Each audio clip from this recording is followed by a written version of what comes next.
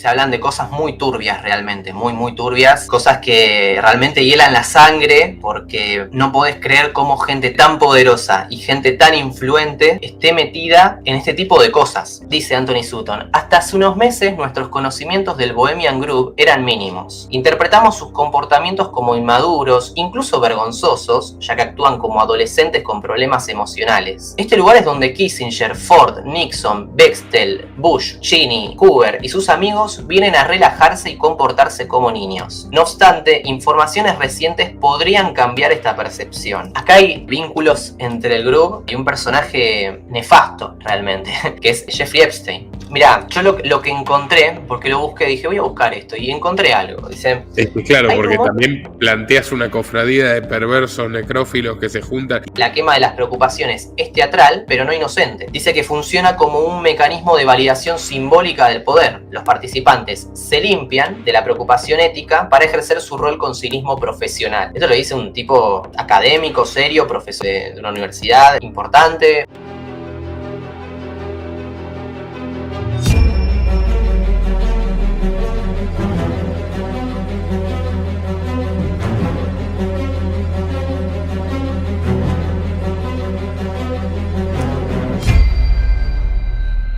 Dale clic al botón de suscribirse y no te olvides de activar la opción de recibir todas las notificaciones para no perderte de nada. Muy buenos días amigos, buenas tardes o buenas noches, depende desde dónde nos estén mirando. Hace mucho, desde que creamos este canal, que el público pide una y otra vez que nos pronunciemos sobre una de las reuniones con ciertos tintes esotéricos más intrigantes, llamativas y podríamos decir que desconocidas a nivel popular de la élite global, y me refiero a Bohemian Group. Hoy vamos a conversar este tema con un gran amigo de esta casa que durante años ha trabajado con nosotros y vuelve a colaborar en esta ocasión exponiendo al respecto, que es Juan Pablo Pese. Juanpi, qué placer tenerte aquí de nuevo. ¿Qué tal, Nicolás? Un placer enorme volver a estar acá después de tanto tiempo, compartiendo espacio con vos y con todo tu equipo, al cual le mando saludos enormes. Me escribiste el otro día que de repente te habías puesto a investigar Bohemian Group y no podías creer lo que descubriste. ¿Cómo te nace esa inquietud? Mirá, es realmente muy llamativo lo que me pasó, porque yo estaba haciendo una investigación para un programa tuyo,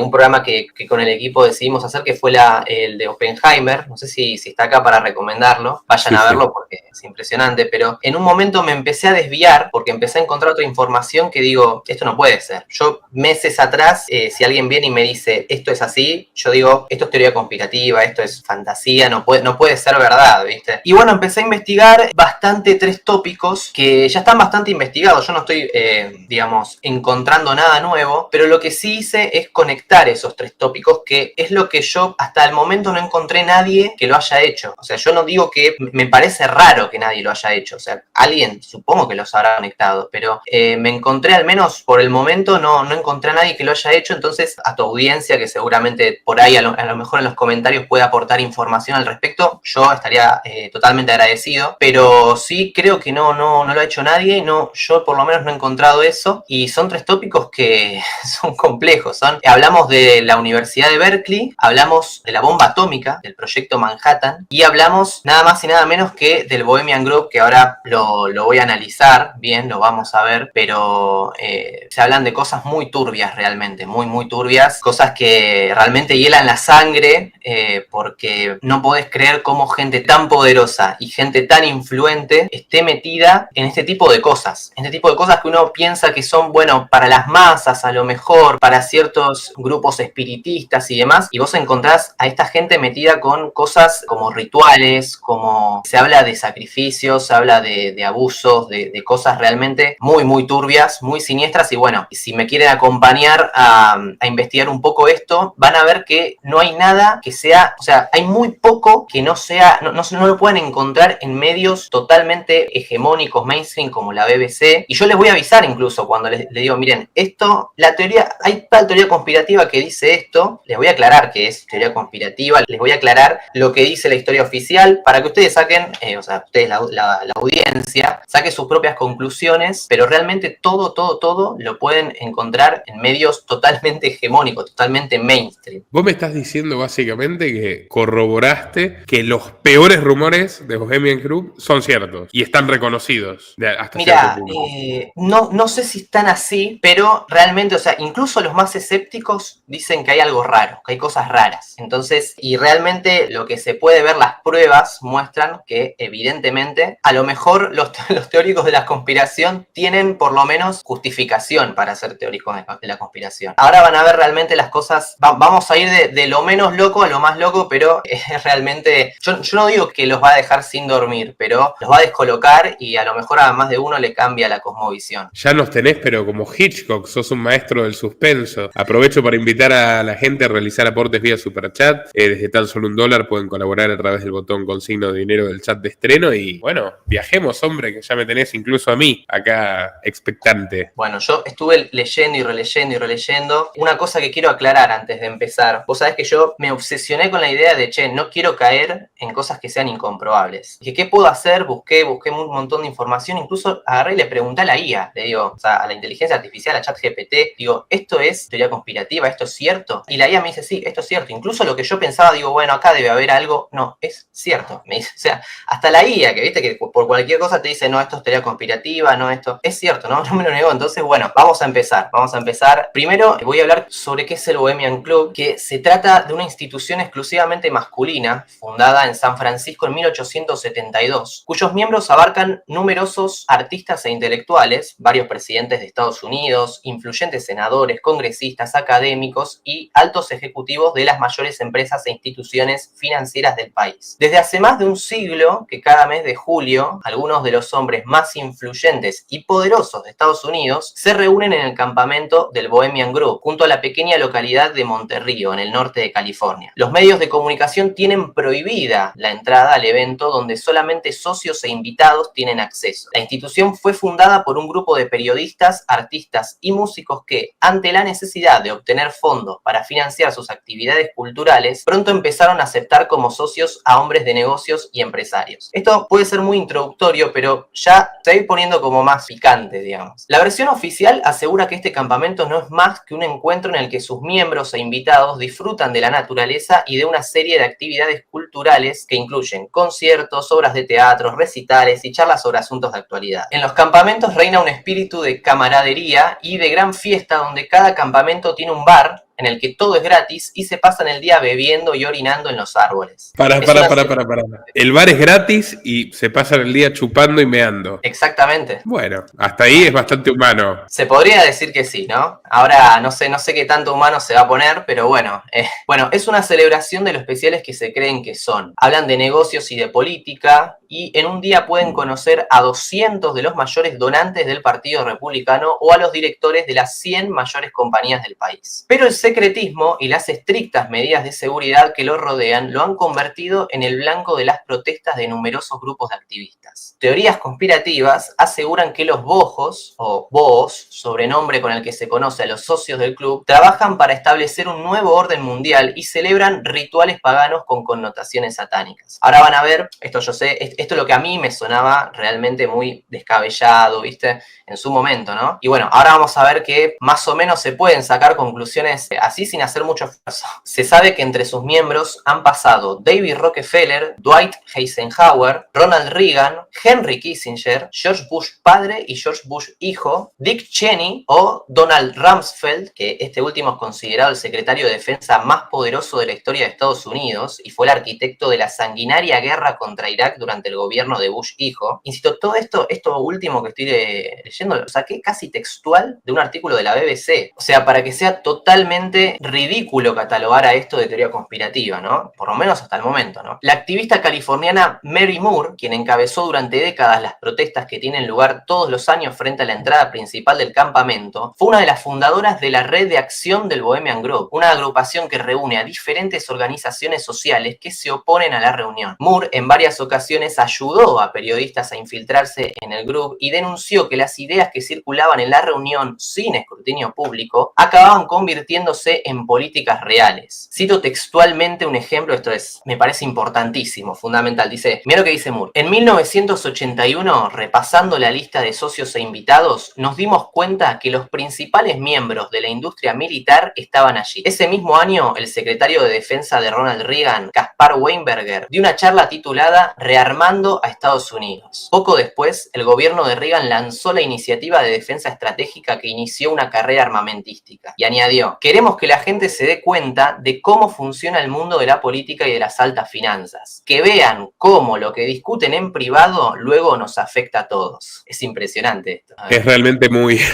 muy llamativo, muy impactante. Sigo. Dawn Bell, directora de eventos de la comunidad de Monterrío, también se mostró preocupada. Quienes se reúnen allí son algunos de los políticos y empresarios más censurables del planeta. Totalmente, o sea, la gente que se reúne allá en privado con un cordón de protección de todo tipo, que es imposible pasar para periodistas, para cualquier persona, y es todo secreto, todo hermético, y están los tipos más psicópatas que pueden haber, que llegaron al estatus al que llegaron, pisoteando cabezas seguramente, bueno, para preocuparse, ¿no? Totalmente es una cumbre psiquiátrica, es una cumbre psiquiátrica. No debería sorprenderme ver ahí al profesor Moriarty, el malo de Sherlock Holmes. Totalmente. Bueno, y acá vamos a mencionar, ya hemos mencionado varios personajes en este poquito tiempo que son bastante recurrentes en esta casa, pero acá voy a mencionar a uno una eminencia quizás. El historiador Anthony Sutton escribió en 1996 las siguientes palabras. Esta cita, ojo al claro, proviene de la edición de octubre de 1996 de su boletín mensual Phoenix Letter, para el que no la encuentre. Dice Anthony Sutton, hasta hace unos meses nuestros conocimientos del Bohemian Group eran mínimos. Interpretamos sus comportamientos como inmaduros, incluso vergonzosos, ya que actúan como adolescentes con problemas emocionales. Este lugar es donde Kissinger, Ford, Nixon, Bextel, Bush, Cheney, Hoover y sus amigos vienen a relajarse y comportarse como niños. No obstante, informaciones recientes podrían cambiar esta percepción. Y acá, escuchen esto. Parece ser que sus actividades no solo incluyen emborracharse y drogarse, sino también participar en secuestros, violaciones, pedofilia, sodomía y asesinatos rituales. Cualquier investigación de estas denuncias está prohibida por la Ley de Seguridad Nacional de 1947. Durante décadas ha habido rumores vagos de extrañas actividades en las zonas más apartadas de la finca. Informes fiables hablan de rituales druidas con personas que llevan ropa roja con capucha y desfilan y cantan al gran búho delante de una pira funeraria de cadáveres. Un poco necrófilo. Totalmente, pero vos sabés, claro, lo recuerdo, esto lo dice Anthony Sutton en 1996. Claro, no hay ninguna prueba de esto, ¿no? Hasta el momento no hay ninguna prueba. Entonces vos decís, che, este tipo me parece que está bien, es un tipo serio, un académico, todo, pero se le fue un poco la mano. Me parece que esto no tiene sentido. ¿Por qué se van a vestir con túnicas, hacer todo esto? No tiene sentido. Bueno, 4 años después, en el año 2000, ocurrió un hecho que marcaría un antes y un después en la historia del Bohemian Group y que tiene como máximo responsable nada menos que al polémico Alex Jones. Ajá. Este suceso marcaría e impulsaría la carrera conspiracionista de Jones, consolidándolo para buena parte de la masa como alguien que descubre verdades ocultas. Bueno, Jones es un tipo polémico, ¿no? Ya sabemos, pero esto, insisto, yo le pregunté a la IA, investigué por todas partes, en los medios mainstream, en todos aparece como algo totalmente cierto, no es, puede haber después en la carrera de Alex Jones un montón de polémicas y de cosas incomprobables, pero esto por lo menos totalmente así, cierto, nadie te lo va a negar. En el año 2000, Alex Jones logró infiltrarse junto con el documentalista Mike Hanson y logró grabar el evento más controvertido del campamento, la conocida Cremation of Care, por su traducción Quema de las Preocupaciones, que ocurre durante la noche del primer fin de semana del encuentro. Frente a un pequeño lago, un grupo de hombres portando antorchas y vestidos con togas y capuchas prenden fuego a una efigie cubierta por un manto frente a una estatua gigante de un búho de más de 12 metros de altura. El material fue luego utilizado en el documental de Jones titulado Dark Secrets Inside Bohemian Group, por si lo quieren ver. La filtración provocó grandes controversias, así que yo acá tengo que dividir entre dos tipos de interpretaciones. Está lo que yo podría considerar, no creo que haya una interpretación positiva de esto, o sea, que no creo que nadie pueda decir, sí, está perfecto, ¿no? Que los ricos, los más poderosos se reúnan ahí y hagan todas estas cosas, ¿no? Así que le voy a poner interpretación neutra, digamos, y la interpretación negativa. La interpretación neutra dice que care, o sea, dentro de lo que es la quema de preocupaciones preocupaciones representa las preocupaciones del mundo real, responsabilidades, estrés, deberes políticos, compromisos financieros o morales. La cremación es un acto simbólico de liberarse de esas preocupaciones durante el retiro. Es una forma de decir, durante estas semanas dejamos atrás nuestras cargas para disfrutar de la camaradería y la libertad creativa. Sirve como una forma de descompresión psicológica para personas en posiciones de alto estrés. No se trata de un ritual religioso ni satánico, sino más bien de una performance teatral con tintes mitológicos. Ajá. Y dicen también que el búho representa la sabiduría, que es un símbolo frecuente de muchas culturas, incluso en la masonería y la mitología griega. Sí, los iluminados de Baviera también. Exactamente, bueno, se lleva una figura simbólica llamada care, que es la preocupación, representada como una figura humana que se coloca en una barca, se traslada al lago y luego se quema en una pila. Bueno, es una figura humana, pero bueno, luego está la interpretación negativa. Por acá, a ver, hay gente que dice, che, hay túnicas y fuego que evocan rituales antiguos, incluso paganos. El uso de una figura humana, aunque sea falsa, y su quema genera controversias. La élite global, dicen, ¿no?, que la élite global realiza rituales ocultistas en privado y que esto es un culto de poder donde se burlan del sufrimiento humano. Están simbolizando el desprecio por el ciudadano común al quemar la preocupación, que es una ceremonia de iniciación o de lealtad, que es un rito real de una sociedad secreta donde practican rituales de control, dominio o de adoración a deidades ocultas. Y bueno, puede verse como un uso de símbolos arquetípicos para acceder al inconsciente colectivo o a una forma de purificación ritual. Eso también se dice, ¿no?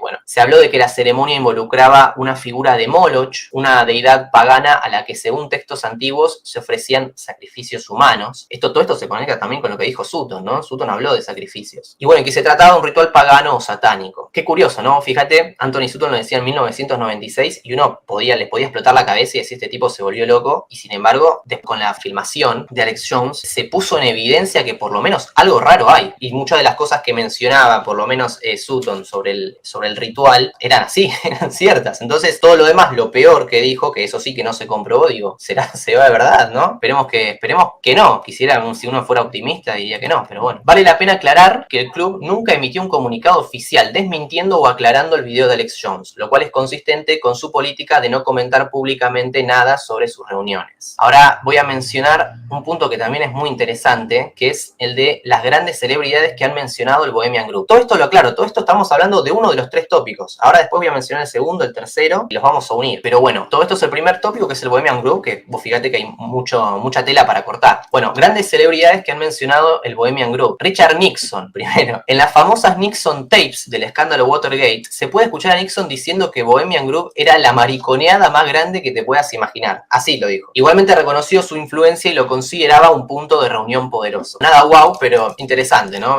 David Gergen, asesor de varios presidentes, incluido Clinton, fue confrontado por Alex Jones en 2004, se indignó cuando Jones lo acusó de participar en ritos satánicos y dijo que la infiltración de Jones fue una violación a la privacidad y que no era asunto suyo. Y sí se sabe que Gergen renunció al Bohemian Club en 1993 en medio de críticas relacionadas con su membresía en una organización que no permitía mujeres. Recuerdo que una organización estrictamente masculina. Luego tengo entendido que no ha sido tan así o que se hablan de otras cosas, pero bueno, en principio es eso o así fue casi siempre. John Ronson, periodista británico que acompañó a Alex Jones en parte de la investigación, publicó un libro donde narra su experiencia con Jones y el Bohemian Group, pero adoptó una postura más escéptica y neutral, diciendo que el ritual era extraño, pero no necesariamente siniestro. Bueno, acá lo que te mencionaba, ¿no? Que también hay gente que lo interpreta de un modo más neutro o escéptico, que reconoce que es extraño. O sea, nadie puede no reconocer que esto es extraño, llamativo. Te lo pongo para que vean que no estoy tirando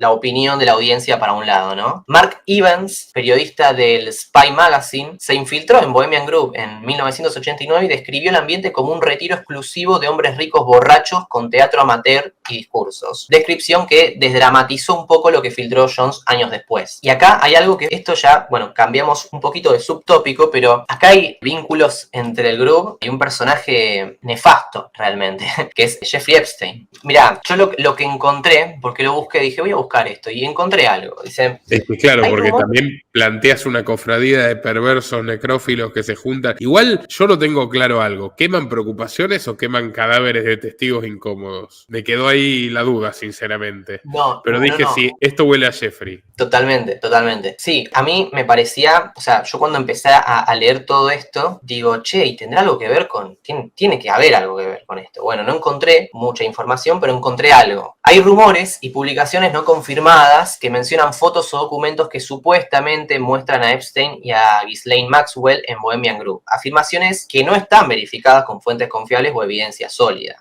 Hay declaraciones en foros, podcasts y redes sociales que afirman que Epstein fue visto allí o que fue invitado, pero, insisto, esas afirmaciones no tienen respaldo verificables. En muchos casos, la fuente es anónima o basada en fotografías no confirmadas o testimonios no verificados, pero hay elementos que podrían conectar ambos lugares. En los dos entornos, la isla de Epstein y el Group, hay símbolos similares y han especulado que hay relaciones esotéricas, rituales o de culto oculto. Específicamente, Business Insider, una fuente confiable, dice que un lector afirmó que las estatuas representaban un búho, el mismo que en el Gran Búho de Bohemia. El mismo búho en la isla Epstein que en el Group. Pero, insisto, el mismo Business Insider lo marca como una teoría no demostrada, ¿no? Pero bueno, por lo menos con todo este abanico de cosas descabelladas no podemos no tomarlo, ¿no? Se dice también que en eventos exclusivos, como los del Group, se podría generar material comprometedor de gente muy poderosa, que luego podría ser utilizado para control, influencia, chantaje y demás. En ese marco, Epstein y su red habrían sido un nodo que aprovechó tales conexiones. Pero, insisto, no hay prueba pública de que se use Bohemian Group específicamente con ese objetivo. No sonaría descabellado para nada igual, ¿no? Kevin Ware, profesor de sociología en la Universidad de California e investigador académico, tiene un artículo llamado The Power Elite at the Bohemian Group de 1994, en donde hace aportes interesantes sobre ciertos elementos. Habla sobre el teatro ridículo, pero simbólicamente serio, porque dice que la quema de las preocupaciones es teatral, pero no inocente. Dice que funciona como un mecanismo de validación simbólica del poder. Los participantes se limpian de la preocupación ética para ejercer su rol con cinismo profesional. Esto lo dice un tipo académico, serio, profesor de una universidad importante. Ware rechaza las teorías conspirativas extremas como sacrificios, abusos o control mental, argumentando que eso distrae del problema real. Y lo cito textualmente: el Bohemian Group es polémico porque normaliza la concentración informal de poder en redes excluyentes, no porque sea un culto secreto. El problema del Group no es lo que ocurre allí en términos de actos ilegales, sino lo que representa sociológicamente. Un espacio donde los poderosos se escapan del escrutinio público y se refuerzan a sí mismos como una clase dominante. Vos fíjate que hasta el más escéptico y neutral, serio por supuesto, tiene una visión totalmente preocupante de todo este asunto. Bueno, ya dicho todo esto, podemos cerrar este primer tópico porque tengo más cosas para decir, pero creo que hasta acá ya tenemos bastante tela para cortar, ¿no? Acá, no sé, Nico, si querés hacer algún aporte, si... No, estoy escuchándote muy, muy entretenido para que partamos al segundo tópico. Perfecto. Bueno, ¿qué tiene que ver Berkeley con Oppenheimer? Ya acá directamente te conecto el tópico 2 y el tópico 3 directamente. De los presidentes y cancilleres que han dirigido la Universidad de Berkeley, esto es fantástico. Se sabe que al menos 5 de ellos formaron parte del Bohemian Club, en un periodo que en su total suma al menos 53 años. De esos 5, 3 estuvieron al mando de la entidad educativa de manera consecutiva, abarcando desde 1930 hasta 1961. O sea, la universidad al mando del Bohemian Club, básicamente. Esto no encontré nadie que lo haya... Se puede comprobar muy fácilmente, por eso me sorprende que nadie lo haya visto. O sea, no saqué la información de ningún blog, nada. Lo pueden comprobar fácilmente. El primero de los 5 presidentes y cancilleres, fue Daniel Coit Gilman, graduado en Yale y miembro de Skull and Bones. Podemos recomendar el documental. Sí, tenemos un documental sobre la sociedad secreta de Skull and Bones. Totalmente, no sé, satánica, ¿qué se podría decir? De terrible lo que pasa ahí también. Turbio, sí. El mismo Turbio. estilo igual, ¿eh? Me parece que deben tener bastantes nombres cruzados. Totalmente, bueno, insisto, Daniel Coit Gilman, el primero de estos 5, miembro de Skull and Bones y también de Alpha Delta Phi. Gilman cofundó la Russell Trust Association, la fundación detrás de Skull and Bones, y cuando estalló la guerra civil, Gilman se convirtió en sargento de reclutamiento. Después de haber sido pasado por alto para la presidencia de Yale, cargo para el cual era el favorito más joven, le llegó la oferta en 1872 de convertirse en el tercer presidente de la recién organizada Universidad de California, de Berkeley. Si bien aceptó, su trabajo allí se vio obstaculizado por la legislatura estatal y apenas 3 años después prefirió mudarse y convertirse en el primer presidente de la Universidad Johns Hopkins, o sea, de otra universidad. Acá habría que investigar a los siguientes presidentes miembros de Berkeley. Yo no encontré información respecto a ellos, pero sospecho que alguien lo puede hacer y puede encontrar cosas interesantes. En orden cronológico, Benjamin Eidwiller, que de 1899 hasta 1919 fue presidente, Robert Gordon Sproul. En 1891 hubo una figura muy interesante, que ahora cuando sepas quién es, yo creo que no sé si te va a sorprender o no. O sea, quizás sí y al mismo tiempo no. Desde 1891, esta persona otorgó varios regalos grandes a Berkeley, fundando muchos programas y edificios nuevos. En 1898 patrocinó una importante competición internacional en Bélgica a favor del campus que determinó nada menos que el diseño y la planificación de más de 20 edificios que construyó la universidad. Fue nombrada como la primera mujer regente de Berkeley y fundó el Museo de Antropología que hasta hoy lleva su nombre. Hablo nada más y nada menos que de Phoebe Apperson Hearst, la esposa de George Hearst, un rico empresario minero que llegó a ser senador de California, que fue a partir de su muerte en 1891 que su esposa comenzó las generosas donaciones, y es la madre, o sea, el único hijo de este matrimonio, fue nada menos que William Randolph Hearst, el magnate de la prensa y los medios estadounidenses que emergió como uno de los más poderosos personajes de la escena política y empresarial norteamericana. William, no sé si querés hacer un aporte de sí, Hearst, dos comentarios. Que en él se basa la película Citizen Kane y que el tipo está involucrado con el hundimiento del Maine, de un navío estadounidense, lo que fue básicamente una falsa bandera para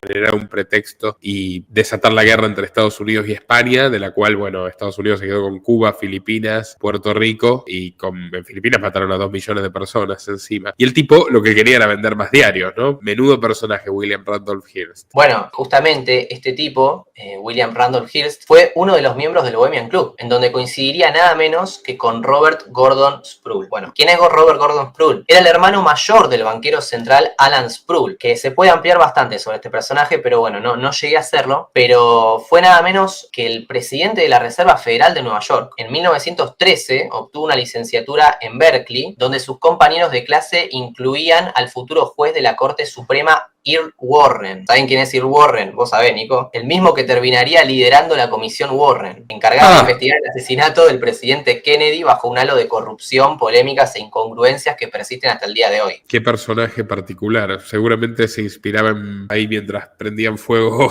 lo que sea que prendían fuego, con la lechucita y demás, le pedía consejo para esclarecer el crimen. Totalmente, totalmente. Warren es considerado uno de los jueces y líderes políticos más influyentes de la Corte Suprema en la historia de Estados Unidos, y en su historial destacan sus esfuerzos en favor de los campos de concentración para japoneses en Norteamérica durante la Segunda Guerra Mundial, ¿no? Algo que reivindicaste bastante en este canal porque no se suele mencionar, se suele olvidar esa... No, sí, que tuvieron 150.000 ciudadanos estadounidenses y latinoamericanos por el hecho de tener etnia oriental encerrados en campos de concentración, igualito que los nazis, en California. Tremendo, la verdad que, o sea, sin palabras. Bueno, Sproul terminaría siendo elegido presidente de la Universidad de California, Berkeley, en 1930. Acá empieza lo surrealista. 2 años antes, Ernest Lawrence, estamos hablando de Sproul, ahora hablamos de Ernest Lawrence, uno de los padres de la bomba atómica, había sido contratado como profesor asociado de física allí mismo. Pero fue en 1930 que firmó un contrato de tiempo completo, convirtiéndose en profesor titular y en el miembro más joven del cuerpo docente. Casualidad o no, empezó a trabajar un día antes de que Sproul asumiera como presidente de la universidad. Sproul era miembro de Bohemian Club y patrocinó la membresía de Lawrence en 1932, donde el joven conoció a William Henry Crocker, Edwin Pauly y John Francis Neyland, hombres muy influyentes que le ayudaron a obtener fondos para sus investigaciones nucleares sobre partículas energéticas. Acá puede parecer que estoy mencionando nombres al voleo, pero mirá que vos fijate estos 3 tipos, cuando sepas lo que hacen, a lo que se dedican, es impresionante. Bueno, ¿quiénes eran estos 3? Arranco por el último que mencioné, Neyland. Había llegado a ser uno de los abogados más conocidos e importantes del estado. Su talento atrajo la atención de William Randolph Hearst. En 1919, Neyland negoció la compra del periódico Call por parte de Hearst y se convirtió en su editor. En 1925, el abogado no solo era íntimo amigo, sino también el asesor de confianza de Hearst y el consejero general de todas sus empresas. En 1928, el gobernador Clement C. Young nombró a Neyland miembro de la Junta de Regentes de la Universidad de California, donde serviría durante 27 años. Neyland fue un un miembro influyente del Comité de Finanzas de la Junta y fue en gran medida responsable del papel de la universidad en el desarrollo de la investigación atómica. Te mencioné uno de los tres, vamos con el segundo. William Henry Crocker asistió a la Universidad de Yale, donde fue hermano de la fraternidad Delta Kappa Epsilon, capítulo Phi. Fue miembro de la Junta de Regentes de la Universidad de California durante casi 30 años y financió el tubo de rayos X de 1 millón de voltios del laboratorio de radiación Lawrence en el hospital de la UC y el ciclotrón Crocker médico utilizado para la terapia de neutrones en Berkeley. En 1936, Crocker contribuyó con $75.000 para la construcción de un laboratorio para Lawrence en Berkeley, que posteriormente se denominó Laboratorio de Radiación Crocker en su honor. Este laboratorio... Suena tan poco filantrópico. Impresionante, ¿no? No. Filantropía de estos muchachos, ¿no? Este laboratorio se convirtió en el hogar del ciclotrón Berkeley,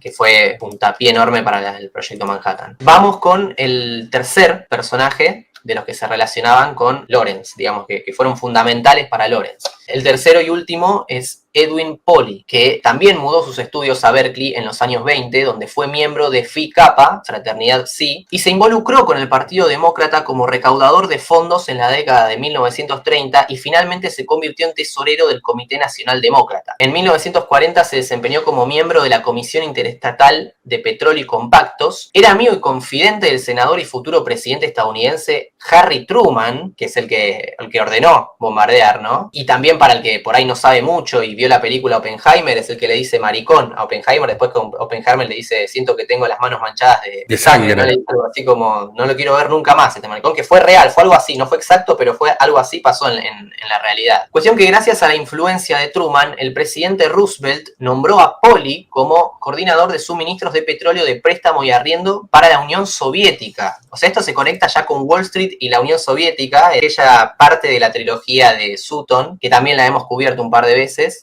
y también para el Reino Unido en 1941. Por nombramientos sucesivos de varios gobernadores de California, Pauly también se desempeñaría como regente de la Universidad de California desde 1940 hasta 1972. O sea, tipos recontrapoderosos que estuvieron siempre ahí, siempre en los círculos de poder. Pero bueno, en resumen, el Bohemian Club se había vuelto más que influyente en Berkeley. Primero había tenido un presidente miembro del Bohemian Club desde finales del siglo XIX hasta 1919. En la década de los 20, el presidente no era miembro, hasta donde se sabe por lo menos, y entonces llegaron varios nuevos regentes que sí lo eran. Casualidad o no, en 1930, Berkeley. Todo esto que estoy haciendo es refrescar la información que ya dije, claro, pero para que les quede la idea. Casualidad o no, en 1930, Berkeley volvió a tener un presidente del Bohemian Club que gobernaría durante 22 años para ser sucedido por otro presidente del Bohemian Club, que a su vez sería sucedido por otro presidente del Bohemian Club. Y bueno, Sproul, Neelan, Crocker, Pauly, todos ellos miembros del club, fueron quienes hicieron posible el proyecto Manhattan y convirtieron en miembro a Lawrence, uno de los padres de la bomba atómica, junto a Oppenheimer, en 1932. ¿Qué habrán congeniado en sus reuniones secretas del campamento Group? Bueno, eso no lo sabemos, pero podríamos llegar a darnos una idea. En 1936, esto sigue, el presidente de la Universidad de Harvard, James Bryant Conant, hizo ofertas atractivas a Lawrence y Oppenheimer, pero Gordon Sproul respondió con una mejora económica irresistible. El laboratorio de radiación se convirtió oficialmente en un departamento de la Universidad de California y Lawrence fue nombrado el director. Se le asignó un asistente a tiempo completo y la universidad acordó destinar $20.000 anuales para sus actividades de investigación. Voy a hacer un pequeño paréntesis para mencionar un dato que me parece interesante, que es una conexión entre Rockefeller y Berkeley. Porque casualidad o no, exactamente el mismo año que asumió Gordon Sproul la presidencia de Berkeley, Rockefeller hizo una donación millonaria a la universidad. Recordemos que Sproul era miembro del Bohemian Club, ya lo dije como 3 veces, y vuelvo a insistir porque es importante. Y si bien no está comprobado que John D. Rockefeller Jr. haya participado de los encuentros, su hijo David sí, por lo menos, sabemos que lo hizo años más tarde. La razón de esta donación era un proyecto llamado International House, fundado por Harry Edmonds, un funcionario de la Asociación Cristiana de Jóvenes, el IMCA, como la canción, quien pretendía facilitar un lugar donde los estudiantes extranjeros y estadounidenses pudieran vivir juntos y promover el entendimiento internacional. En palabras de la propia institución, se trataba de un lugar donde, cito, personas de diversos orígenes nacionales y culturales, sin restricciones de color, raza, credo, sexo, podían compartir la experiencia común de la vida cotidiana, un lugar donde el contacto persona a persona contribuiría a combatir la ignorancia, los prejuicios y la comprensión comprensión. Bueno, todo esto suena hermoso, pero palabras de, insisto, gente que podemos permitirnos dudar de lo genuino. Este proyecto había nacido 6 años atrás, cuando Edmonds solicitó a Rockefeller la construcción de International House en Nueva York. Rockefeller desembolsó 3 millones en aquella ocasión, posibilitando así la inauguración de la residencia y sus programas que atendieron a 500 estudiantes. Su primer director fue Edmonds y el éxito fue inmediato, lo que impulsó a Rockefeller a ampliar la idea. Edmonds viajó al oeste para evaluar una segunda casa internacional. Según él, eligió Berkeley porque el área de la bahía era el punto de entrada de Estados Unidos desde Oriente y reclamaba el mayor número de estudiantes extranjeros en la zona. O sea, tiene un punto estratégico Berkeley también, ¿no? En una carta a Robert Gordon Sproul, Rockefeller expuso las razones de la donación. Al reunir en una cooperación sin trabas a los jóvenes educados de todos los países, muchos de los cuales en los años venideros serán líderes en sus diversos países, y al brindarles la oportunidad plena de entablar un debate franco sobre términos de igualdad, se está realizando un servicio para el bienestar del mundo, cuya importancia es difícil de sobrevalorar. International House es un laboratorio, dice, lo dijo así, tal cual. International House es un laboratorio para un nuevo tipo de experimento, la práctica cotidiana del compañerismo internacional entre hombres y mujeres. No hay demasiada información de eso, pero bueno, hace ruido. La casa de Berkeley, mientras era propiedad de la universidad, fue arrendada a una corporación separada, cuya junta directiva, hombres y mujeres de prestigio en la comunidad, sería responsable de velar porque se cumplieran los propósitos de la institución. Más tarde, en los años 30, Rockefeller estableció instituciones similares en Chicago y París, con la idea de que se contactaran las unas con las otras y llevaran a cabo un propósito afín. Es decir, si fue una red internacional. Volviendo al Bohemian Club, bueno, esto es importante porque Rockefeller tiene un rol importantísimo con Berkeley, tiene una conexión importante y Rockefeller termina financiando el proyecto Manhattan. No nos olvidemos de eso, ellos mismos. Y años más tarde esa fundación sigue becando tecnócratas de todo el mundo, por ejemplo Claudia Sheinbaum, una becaria de la Fundación Rockefeller en la Universidad de Berkeley. Exactamente.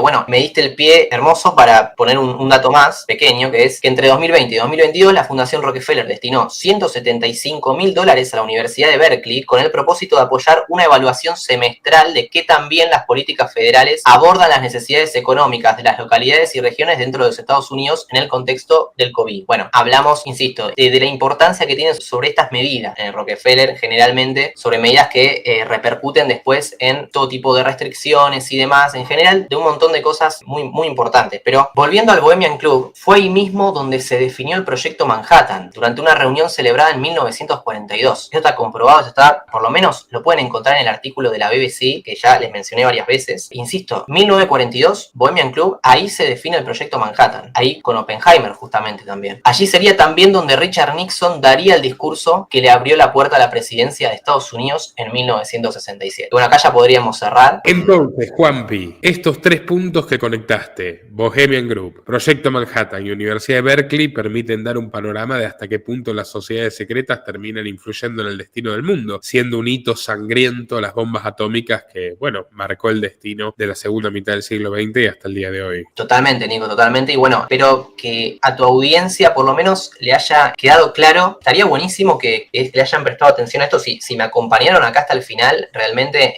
bueno, agradecido totalmente, porque es una información que me tomó muchísimo tiempo de recopilar. Pero más allá de eso, por lo menos van a discernir, van a saber, bueno, cuando vean que no, esto es teoría conspirativa, esto no, bueno, esto se sabe, esto está comprobado totalmente, que hacen rituales, que se ponen túnicas, que queman un muñequito, que le rinden culto a un búho, que hacen todo este tipo de cosas, está comprobado. Después, bueno, se habla con muy buenas fuentes, insisto, no solamente teoría conspirativa, se habla de muy buenas fuentes que han mencionado, como Sutton, cosas atroces, terribles, inenarrables. Ya no las quiero repetir porque no quiero que el video quede, haya que censurar todo, pero realmente, bueno, es muy probable que haya habido eso, es muy probable que se haya conectado con personajes nefastos como Jeffrey y Ghislaine. Bueno, y animo a que sigan perfeccionando, sumando y añadiendo información a esto porque no vi nadie que lo haya hecho. Ojalá se encuentren autores, ojalá tu audiencia me ponga, mira, tal autor lo hizo, ojalá, estaría buenísimo para sumar y para enriquecer más, pero hasta el momento no encontré a nadie que haya conectado estas 3 cosas y bueno, y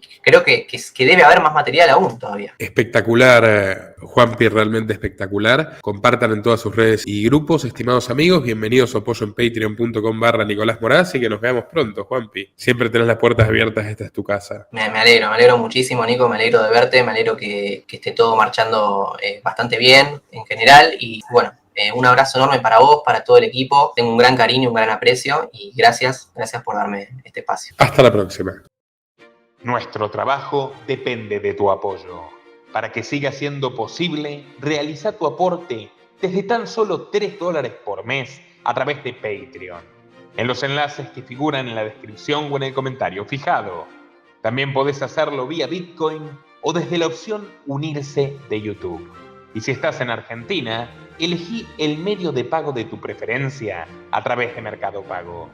Quienes nos apoyen en Patreon desde $5 mensuales tendrán acceso a análisis, entrevistas, conferencias y documentales exclusivos.